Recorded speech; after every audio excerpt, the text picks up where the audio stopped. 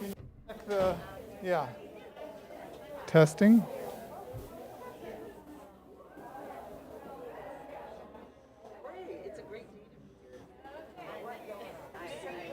Testing, 1, 2. Kathy, can you hear me out there? Okay. Excuse me? A little bit I know about it.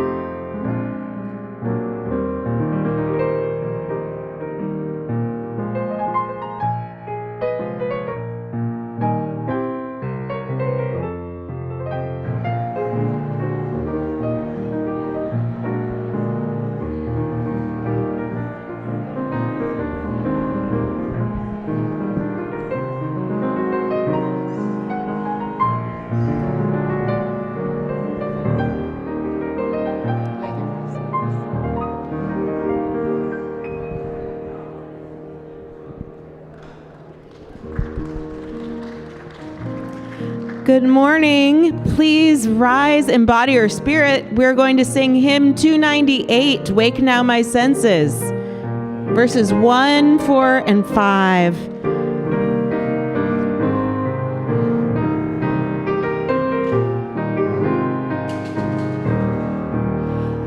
Wake now my senses and hear the earth call.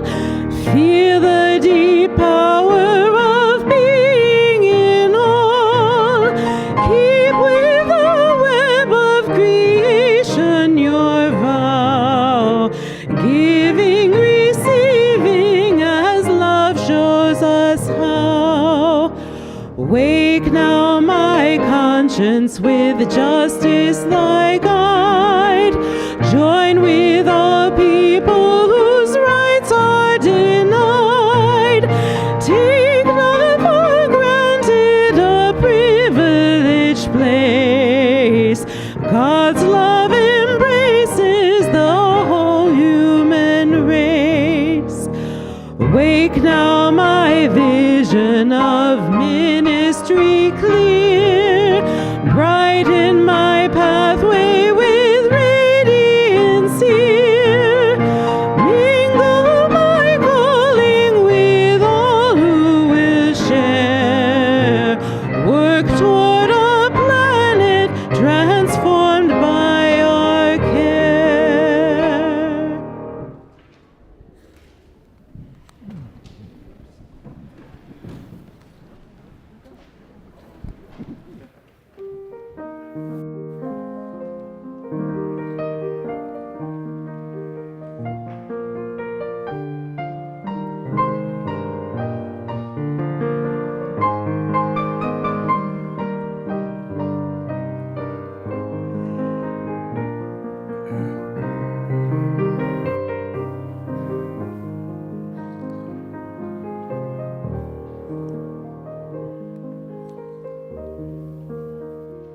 Good morning, and welcome to the Eno River Unitarian Universalist Fellowship, or ERUUF as we like to say.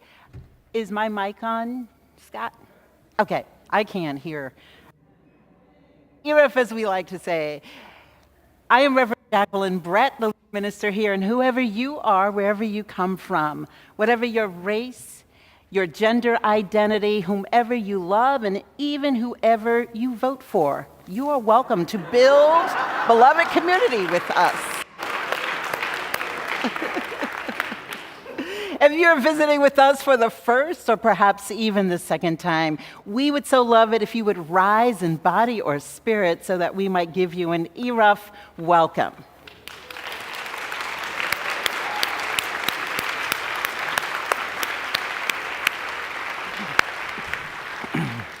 Thank you all for being here and choosing to spend this Sunday morning with us, which is a very special Sunday morning. As you probably noted when you came onto campus, it is the morning of our Connections Fair, which is a time where you get to really learn about our congregation and figure out how you might connect. And we have many, many ways of connecting, and I hope you'll find one as well. Where is Alice Alexander? Is she in the... Alice Alexander, let's just give her some... Alice is our director of membership, and she is the architect of everything that we're seeing out on that plaza today. So thank you so much, Alice. And we also were making jokes on staff that she is going to collapse at the end of this day. She will be so tired. She said no. But anyway, we are happy, Alice. Thank you so much for all that you've done to make this day happen.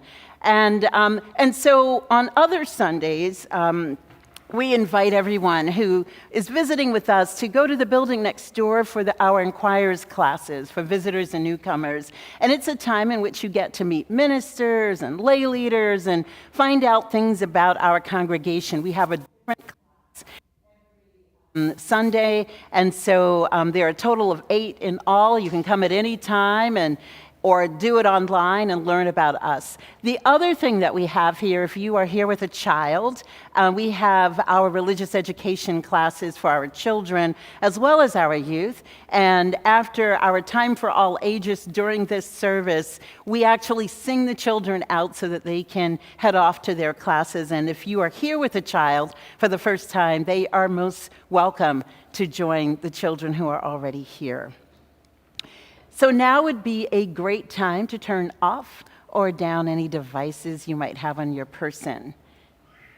And I also want to say, in case you didn't notice it on the sign, on the slides, and we're not here, next week, our congregation very exuberantly celebrates Pride. And we will be downtown on Dukesey's campus to march in the Pride Parade and take place in the Pride Festival. And so please join us. Look for the Unitarian Universalist there. We are often, for many people, an oasis for people to know that there are ministers in a congregation that accept people as who they are, both wholly and fully. Holy, W-H-O-L-L-Y and H-O-L-Y. So we accept people for who they are in the fullness of themselves. So please join us at Pride if you're able to. And we're also next Sunday going to have a multi-generational Pride service led for the first time by our Reverend Jim Lewis, our Minister of Lifespan Faith Development.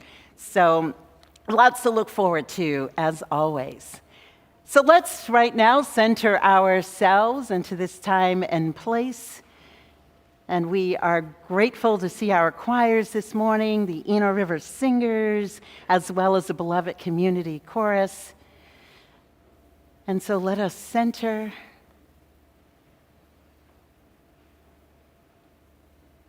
And let us all take a collective deep breath in and let it out. And let us now begin worship.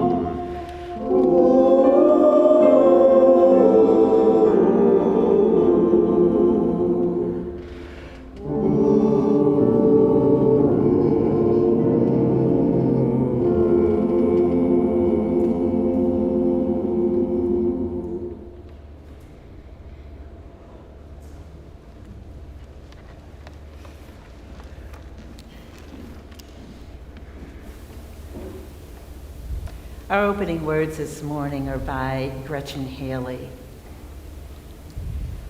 We are keepers of hope, holders of memory, storytellers, and song weavers, pulling on this thread of truth. This other march of history that might otherwise fail to find its footing, that life is filled with kindness, bold beauty, courageous compassion, sacrifice for the common good, and a wide willingness to embrace neighbors and strangers as kin.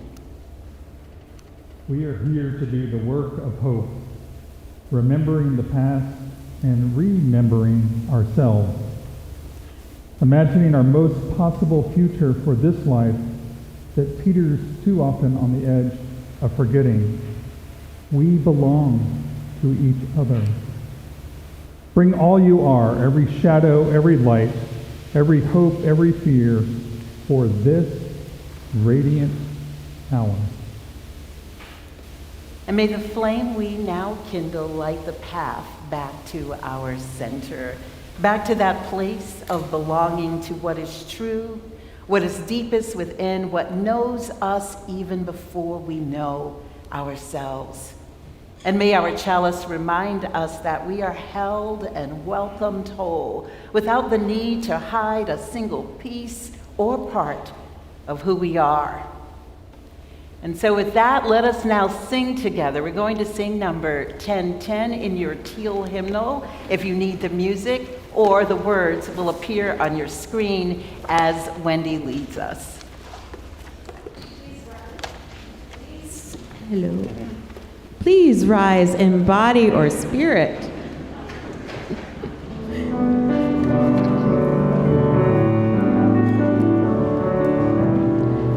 Oh, we give thanks for this precious day, for gathered here and this far away, for the time we share with love and care. Oh, we give thanks for this precious day. Oh, we give thanks.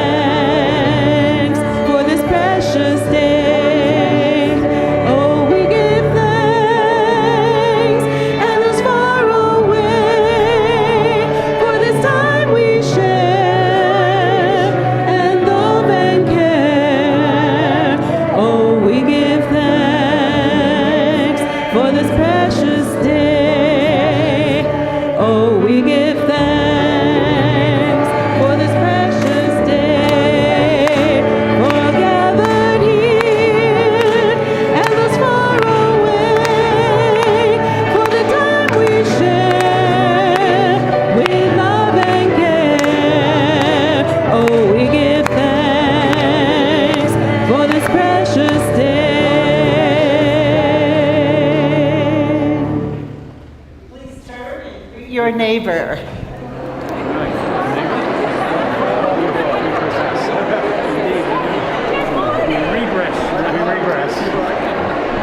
Recess.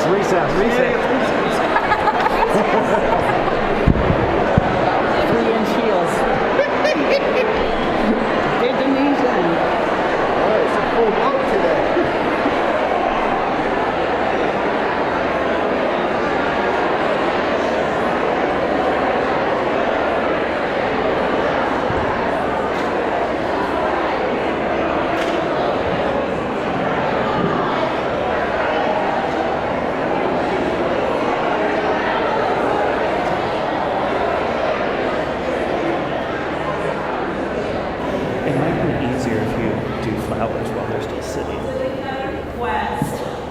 We need y'all. I know we're in this era when it's difficult to be close to each other, but we've created a situation where y'all need to scooch in and we got to get a little closer to each other because there are people still coming in and they're having difficulty finding seats.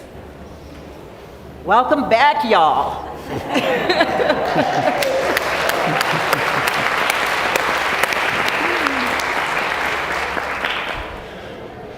So I'm going to ask our children and our youth to come forward. We're going to have a ritual today, but our children and our youth are going to help us with it. So I want them to kind of come on down, and we're going to talk real quick. I see some people. Oh, I see somebody down this way. Oh, I hear a little feedback. Oh, we're coming. Feel free to come on in. I promise I don't bite. Oh, excellent. Oh my gosh, there's so many of you. Oh, here, yeah. Let's scoot this way a little bit. Scoot this way a little bit, friends. Scoot. Give us a scoot this way. What a wonderful thing to have to manage, having so many people. This is fantastic. What a fabulous thing to deal with. Oh my gosh. Look at all these kiddos. I've met some of you. I need to meet all of you. Good morning. Nice mask. I like it. Good mask choices today. We've got a few people coming down. So, my friends, this morning, we are going to do a very important thing. We are going to honor and dedicate some very important people at ERUUF. And I need, and all of us need your help. Are you ready to give us a helping hand with this? Gosh, there's a lot of you too. This is going to be great. We're going to honor and dedicate all of the people who are here who teach religious education. Now, you are some of the people that they teach. So I'm going to be asking you to hand them flowers. Do you think you can do that? Yeah. Okay, great. And before we hand them the flowers, we're going to bless these flowers. And I need your help to bless these flowers. So I'm going to pull these flowers down. And I want you to, can you wiggle your fingers towards these flowers? We're going to bless these flowers. I'm going to say something. I want you to repeat it. We bless these flowers with wisdom, with love, with energy, and with enthusiasm. Excellent. We have now blessed these flowers, and they are ready to be given to our teachers. Excellent. So you're going to have a little part to say to them later, and I'm going to ask you to repeat that when we get there. So when I say go, I'm going to move this stool, and Melissa and Reverend Daniel, as they've already started, they're going to give you flowers. And then when the teachers come down, you get to take turns giving them a flower. We got to make sure all of them get at least one, okay? All of the teachers need at least one flower. All right. Very important job. Thank you. So we're handing these flowers out. I'm going to move my stool, and Reverend Jacqueline is going to start ritual.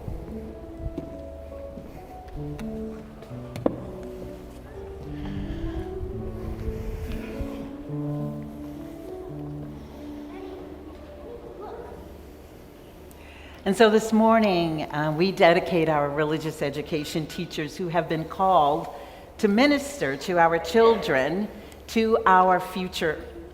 Without them to teach, nurture, challenge, mentor, our religious movement would be greatly diminished. Indeed, it would die.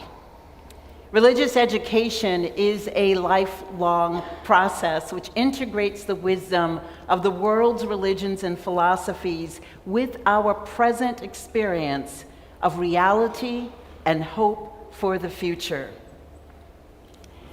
And so at this time, I would ask our teachers to come forward, and I think it might be best if you all came down this aisle here. Any of the teachers, if you're able, if you would come down this aisle here. You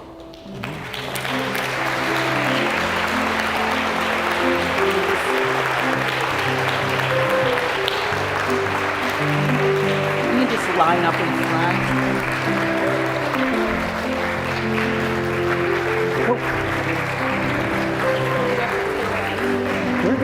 tight group here.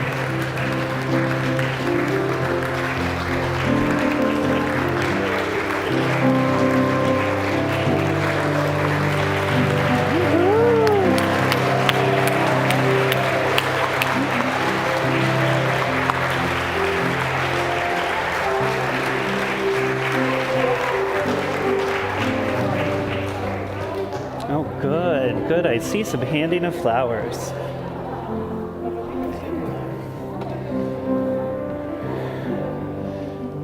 And as long as every teacher has one, if somebody has two, that's okay too. It's like, no, I'm not giving my flower. No, I'm keeping the flower. Indeed, indeed. Yeah. So as we finish handing these flowers, go ahead and keep handing. And I'm going to say just a couple words. Many people who discover our religious movement say they first came so that their children could have a religious but not an indoctrinated education. Many people who have long been part of Unitarian Universalism have valued having a spiritual home that holds and supports their children's exploration. As children grow and discover our religious roots, you, the teachers, will be on a journey. For some of you, this is a new adventure. For others, a continuing experience. We are entrusting our future and faith into your hands. There are no words to express our appreciation for the work that you do with our beloved children. We appreciate the time, gifts, and diversity that you are bringing to our religious education program. We want you to bring both your heart and your mind, your love and your reason, and we know that you are fully capable and that you will bring your authentic self in all you do. In that spirit, we dedicate these religious education teachers, our ministers, and RE staff. Can you join me in these words? We dedicate these teachers to be a crucial part of the nourishment of our children's spiritual growth. You have chosen to teach our children will have the special blessing of being not only part of their religious development, but a loving part of our children's memories. Teachers, if you agree, would you please repeat these words that I will say, so you don't have to look behind you. We recognize the trust you are placing in us. We covenant to respect our children as the individuals they are. Encourage exploration and growth, and keep them safe. Children and youth, I'm back here somewhere, I can see you. Can you repeat these words after me to affirm our teachers? We appreciate the time, energy, and love that you will be sharing with us this year. And so will the congregation please rise in body or spirit? And now your words will appear on the screen. And so let us say these words together. No, those are not the right words. So repeat after me. Do you, as the congregants of this liberal religious community, covenant to nurture and support these teachers called to minister to our children, as well as acknowledging the great importance of religious education for all ages? If so, respond with the words on the screen. I did not have that right, but that's what you do. Let us respond. We covenant with the teachers, the children, the ministers, the staff, and the RE ministry team to acknowledge and value the ministry of religious education, to support you to the best of our abilities, and to realize that we are partners in the growth of all members of this congregation. And now, we return to our adventure of religious education. if you are in the congregation right now, if you would show your support of RE, can we ask that you, our ERUUF Fellowship, wiggle your fingers in the air as our children, youth, and teachers are sung out for their classes. Thank you. Rise, Thank you, children, thank you. rise. Rise. There we go.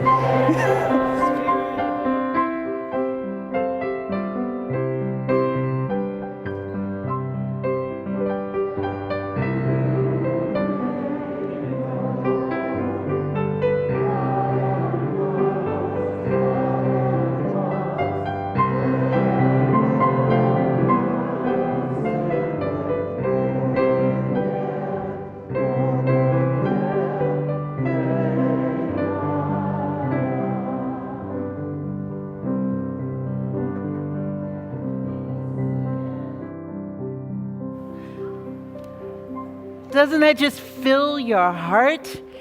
And we are doing what we're supposed to be doing, right? So if I say Cancerian and Gera, what would you say today? For those of you who were here last week, Cancerian and Gera is the Maasai greeting, and how are the children? And our response would be, Ngera Sapati. Can you say that? So, Cancerian and Gera, which means all the children are well. Our reading this morning is from Built Through Trust by the Reverend Manish Misra Marzetti. And he writes, in 2010, I attended a traditional Shoshone gathering, knowing only one or two people there. I was a total newcomer, and yet I found myself embraced and greeted warmly with smiles by virtually everyone I encountered. Meals were shared. Songs and teachings were shared. I was offered opportunities to speak and share my journey with others. I was given gifts by people who I have never seen since. Feeling so profoundly included and welcomed in this way was both beautiful and staggering. No one was expecting anything from me in return for the warmth I was greeted with. I was treated as if I fully belonged, because in this spiritual, theological worldview, I did. I belonged because I showed up, because I chose to be in community with others. What I encountered in this particular circle was what I have consistently encountered in indigenous wisdom traditions around the world. Belonging is not a commodity, a form of social currency that is owned or hoarded. It is not something that I must wrest from the world or others around me. Belonging in this very different framework is implicitly woven into the fabric of all that exists. There is nothing on our planet that does not belong, and all that exists is finally interconnected and interrelated. Would I tell the first spring robin that it doesn't belong on my lawn? Would I tell an earthworm that the ground it lives in belongs to me and not to it? Of course not. In this worldview, we belong and others belong to us because we coexist. We share space. We share our lives. We share the nature-given resources of this world with one another. Intertwined coexistence rather than elitism can provide a very different grounding for our sense of belonging. Honoring our coexistence together in community invites me to unconditionally honor your worthiness because you are here in community with me, because you are navigating fundamental human needs and concerns the same as me. I then have to trust that you will reciprocate and honor my humanity and dignity in a similar way. Belonging in this worldview rests in and is defined by a sense of mutuality. Thank you.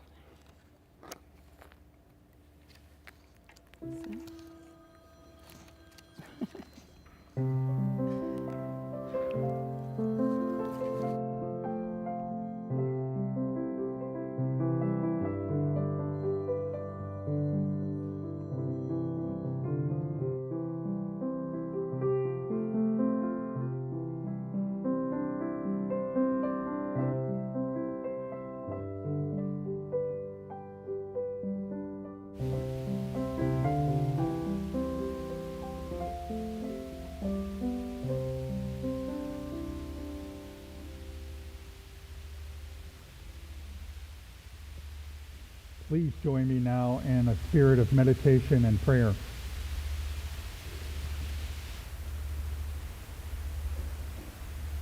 Spirit of life, we give thanks this morning for the gift of gathering together to celebrate all the different aspects of this community. The gift of learning about each other and the many opportunities to share and serve in this congregation. The gift of connecting from groups and teams to treasure maps and locopops. We give thanks for the many ways we can find a sense of belonging here, a place of refuge and purpose grounded in shared values, a place that calls us to action to engage the work of justice, a place where we radiate love, joy, and generosity, a place we call ERUUF. And as a people who care for one another, we lift up our joys and concerns. We hold in our hearts Paul and Catherine Behrman, who ask for healing prayers as they are down with COVID. We hold in our hearts people here and all the world over who have been forgotten, who are marginalized, who are in crisis, and who may have lost hope. We hold in our hearts all those that have built this fellowship over the years, with the courage to share their gifts and hold a vision of who we can be together. And in this time of meditation and prayer, I invite you to breathe into your body and being these words. In this moment, know you are welcome here. Whoever you are, wherever you come from, whatever brought you here, you are loved and accepted just as you are. If this is your first time, or if you have been coming for years, if you're in this room or at home on the live stream, the gift of your presence is felt and absolutely needed to create this beloved community. In this sacred belonging, we breathe in silence together.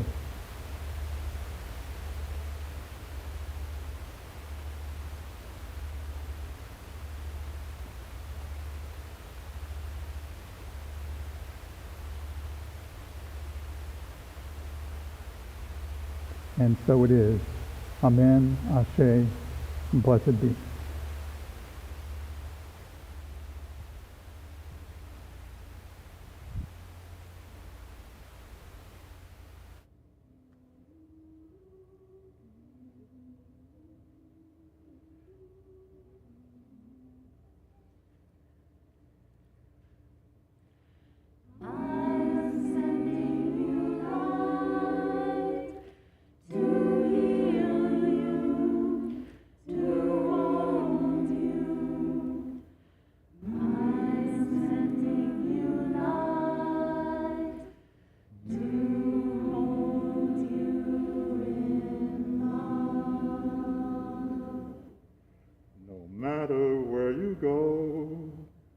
No matter where you've been, you'll never walk alone. I feel you deep within. I am sending you light to heal you, to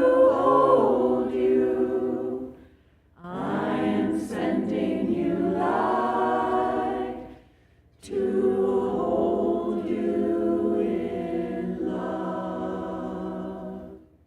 No matter what you feel or what you choose to show, I'm always there for you.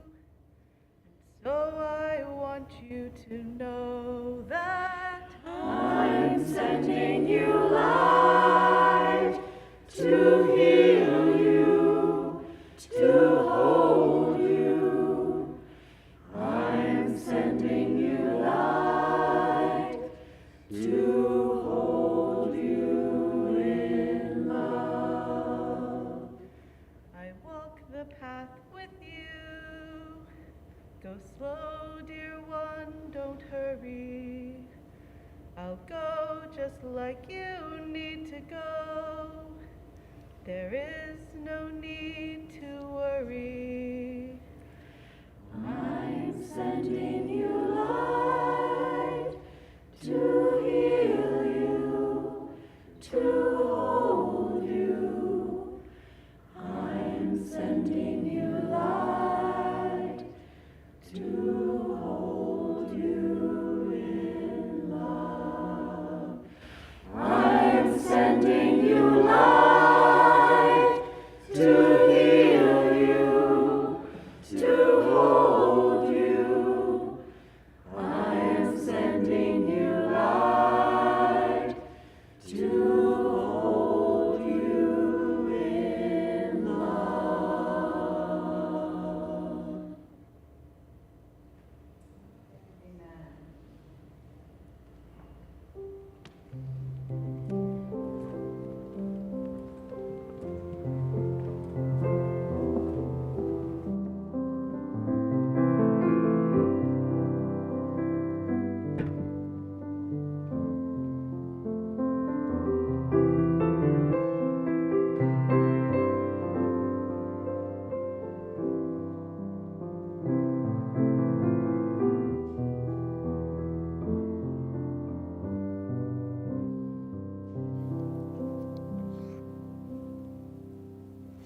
Thank you. It is lovely. I cannot say enough how wonderful it is to have our choirs back. Thank you all for being here.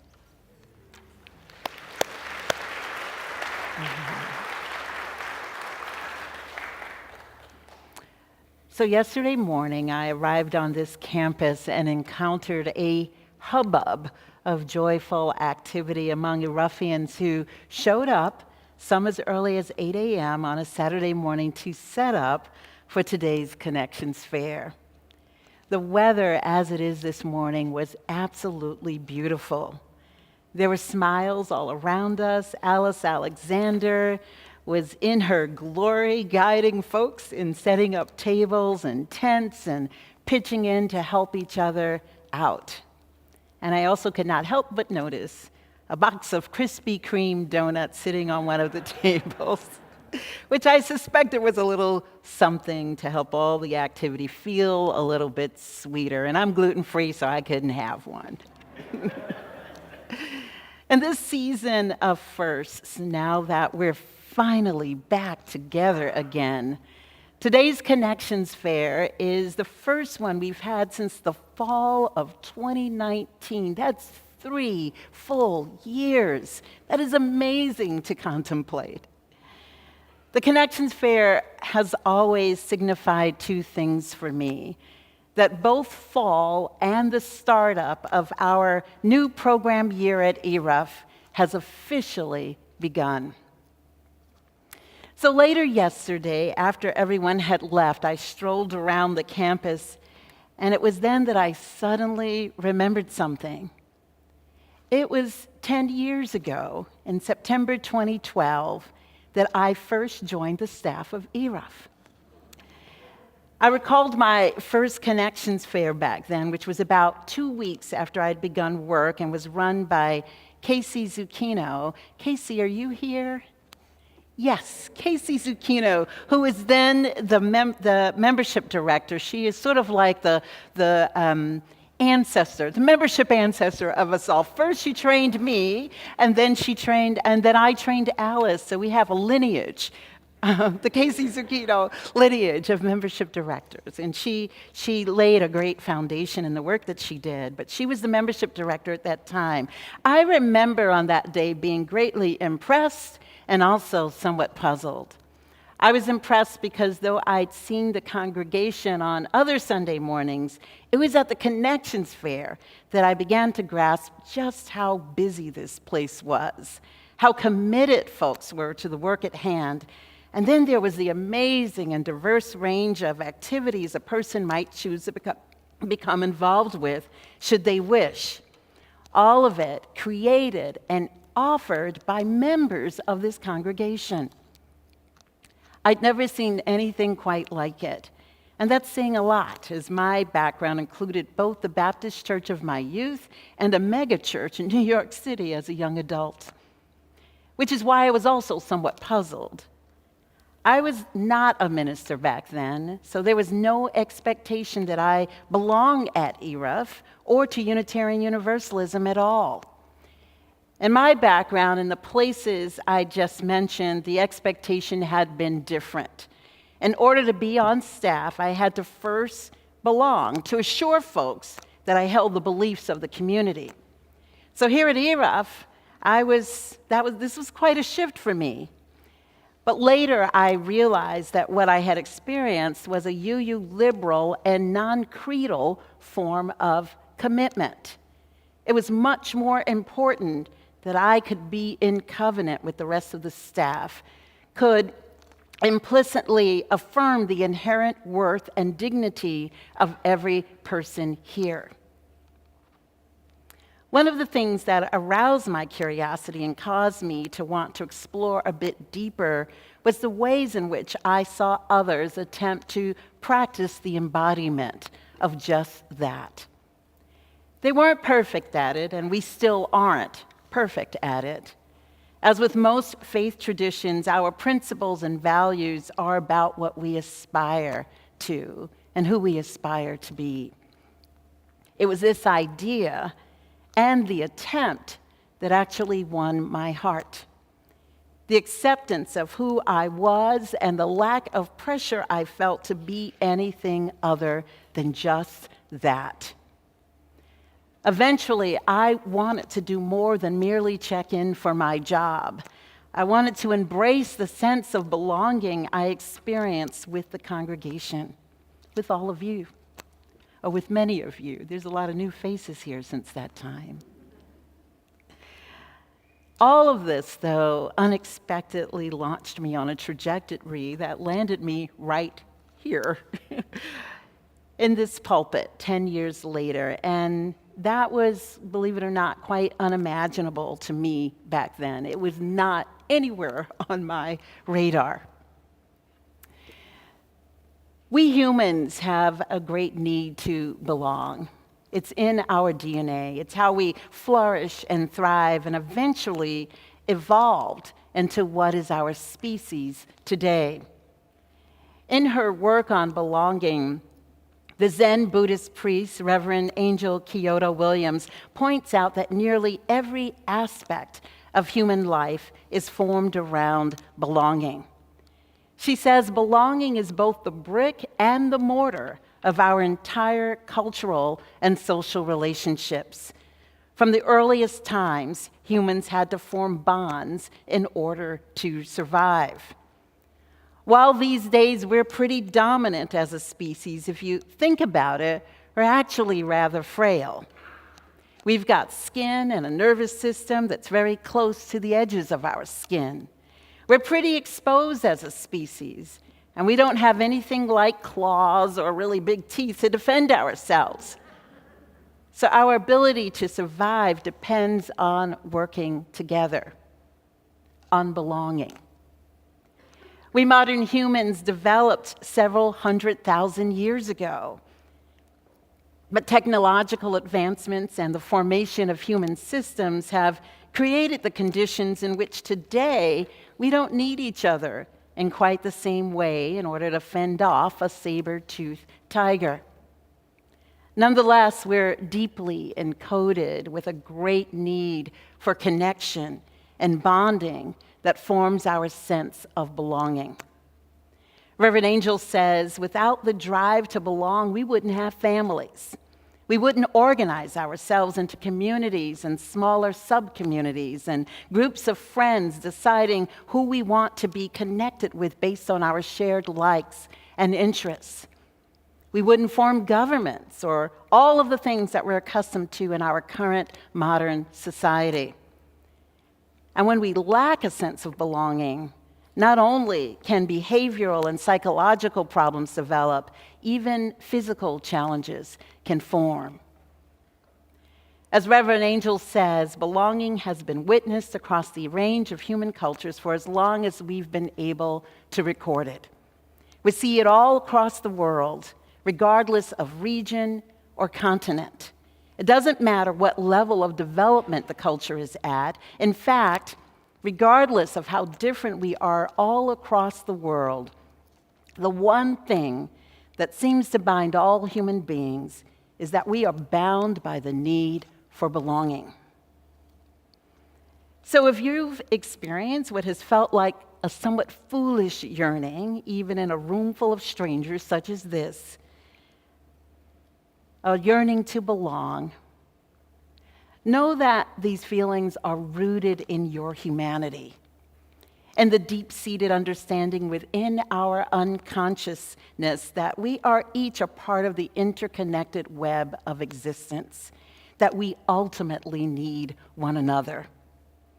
And even if we're not concerned about saber-toothed tigers, as Reverend Manish Mishra Marzetti so aptly said in today's reading, honoring our coexistence together in community invites me to unconditionally honor your worthiness because you are here in community with me, because you are navigating fundamental human needs, concerns, the same as me. Back in 2020, in the early months of the pandemic, when this campus had closed and most everything was on lockdown and folks were shut in, we were worried about how people were doing and whether they still felt they belonged here, whether they lost their sense of that. In many ways, we didn't need to worry because some people expressed their great discontent that we were not open and that we were closed too long, because this is their community and they clearly have a strong sense of belonging to it. Which got me to wondering about the distinction between folks who have that strong sense and those who do not, especially when it comes to caring for one another or even asking for help, or being good stewards in the purest sense of the word, of the incredible resources we have here, contributing our time, our talent, and yes, even our treasure to co-create and then to care in whatever ways we're able to for all that we see around us within this very room, out on the plaza, and on the rest of the campus. And most importantly, caring for our people, for one another. And as responsible citizens who belong to the community beyond this particular community, to consider how we might care out in the world as well. We were so concerned about how people were doing back then, that first fall of the pandemic, and we wanted to make sure that everyone knew we were their community and that we cared about them and wanted to be sure they felt connected. And so back then we instituted what has now become a new fall tradition, our member outreach calls, just to see how people are doing, for people to know they belong and are cared for here, cared about here. Reverend Manish refers to Unitarian Universalist communities as communities of practice. The idea being that our principles and values are not mere intellectual or theoretical constructs, but they must be embodied and brought alive through our actions. Our congregation becomes a place of belonging in which we practice bringing alive our values, that it is even possible that we can do so, and that we can also do so, and indeed we must do so, in the world beyond our walls. We at ERUUF call our membership ceremony a belonging ceremony because when we ask people to share about why they're choosing membership as an expression of commitment here, people most often say in quite moving ways that they've been seeking a place to belong and have found it here. You can almost feel the tender places of their hearts as they describe this. It's really quite moving. What's so interesting as well is that as much as people who show up here say they're looking for a place to belong and feel they found it, we too want you to belong. We really do. We want you to participate with us in the ongoing practice of co-creating the world our hearts know is possible. A world rooted in love and justice where we can be our whole selves. And yet, we also know it's not as easy as all that. Belonging is about being in relationship, and relationships require something of those involved. For those of us already here at ERUUF, I believe it requires us to practice preemptive, radical inclusion. Preemptive, radical inclusion. This is a framework created by UU Justice consultant and religious educator C.B. Beale, who directs this mostly towards those with leadership responsibility. But I would contend that each of us who is already here have that responsibility as well. Beale defines it as preemptive in that we intentionally position ourselves before we know anything at all about anyone in our spaces to presuppose that everyone is already and always in the space, that they're already here, no matter who they are.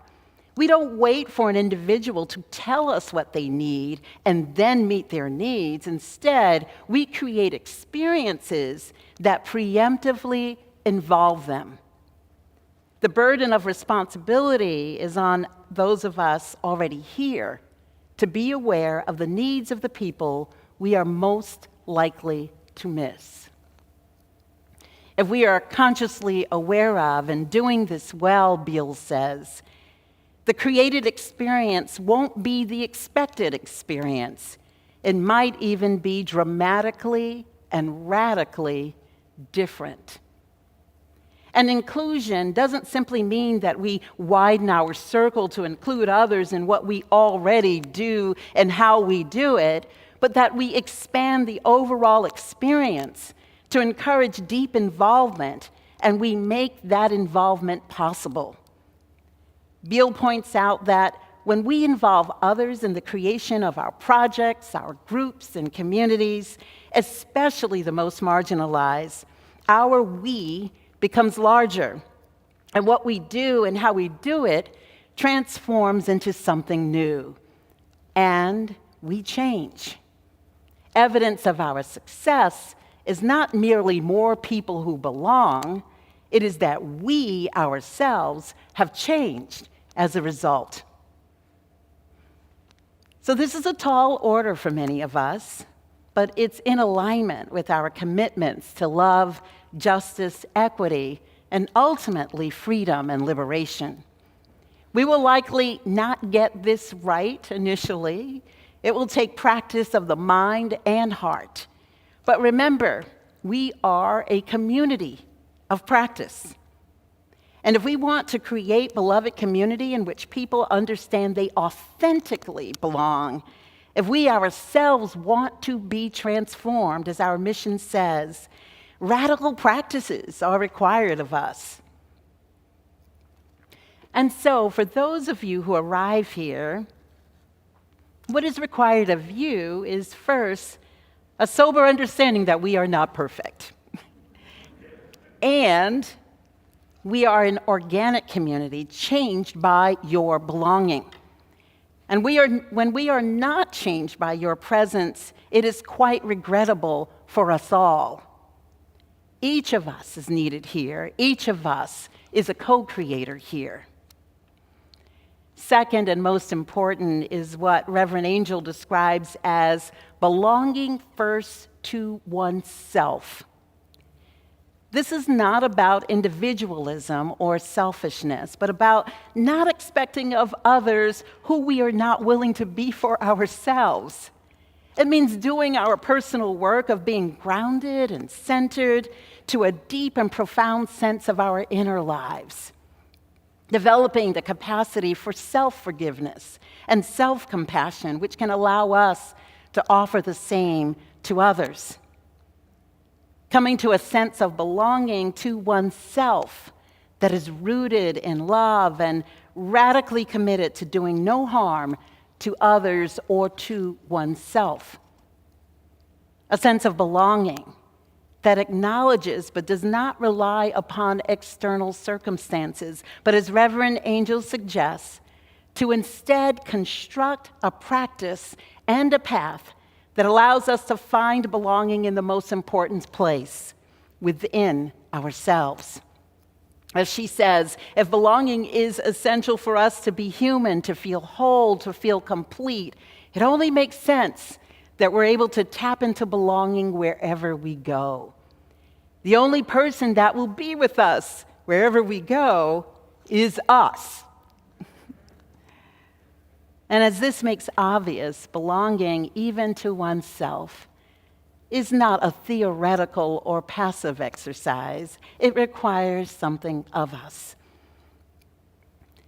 I suggest that in a community of practice such as this, we can each explore all these forms of belonging, both those of us who have been here for a long while and those of you who just showed up today. I invite all of us to engage all of these practices because here's the thing. As our community inevitably changes, we might begin to wonder if we still belong.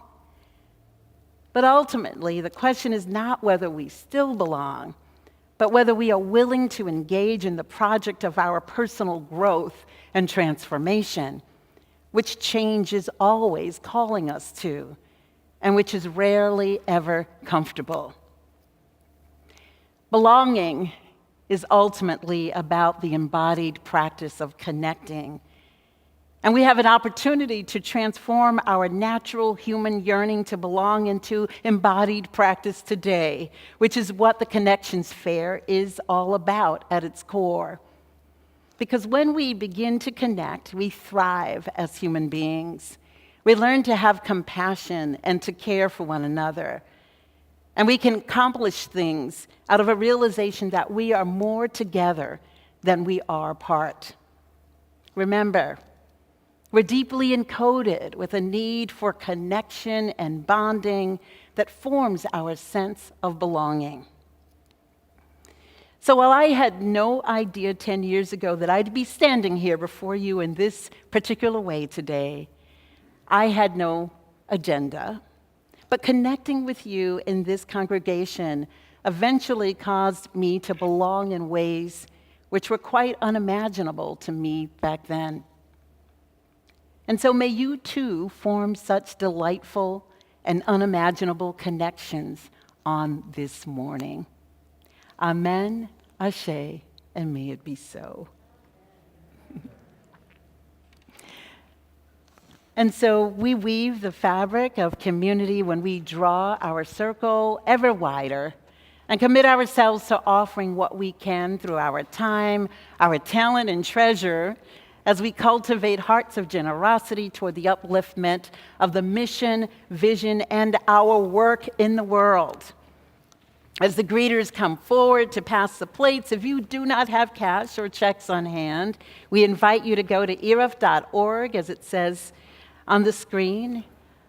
Do that on your device and hit the Give Now button and follow the instructions from there. And if you need assistance with this, you can go to the office for help directly after the service. The Eno River Singers, led by Wendy Looker, will give us our offertory.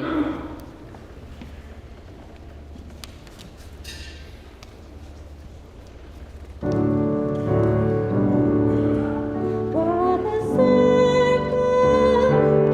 circle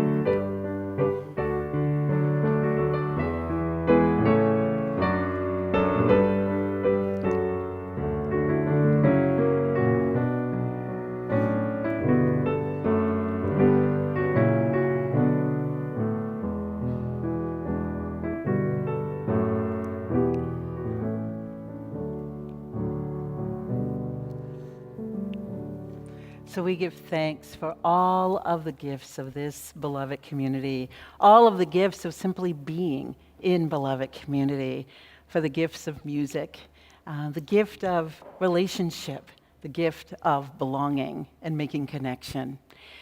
And so now let us sing together our final hymn. Please rise in body or spirit. We are going to sing hymn number 1018, Come and Go With Me. Wendy will lead us, and the words will be on the screen.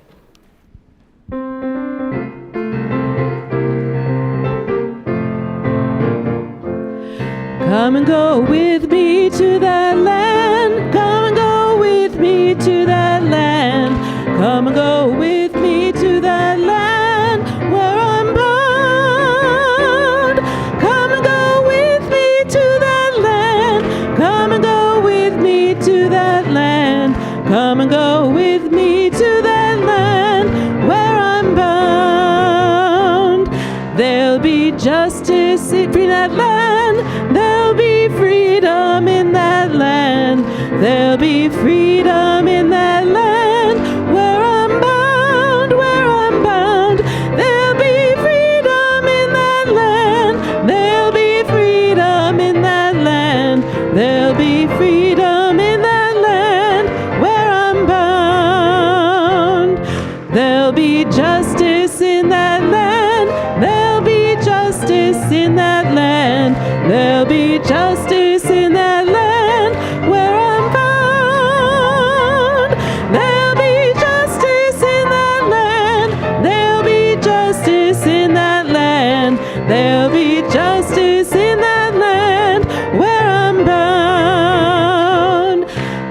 be singing in that land. They'll be singing in that land. They'll be singing in that land. Where I'm bound, where I'm bound. They'll be singing in that land. They'll be singing in that land.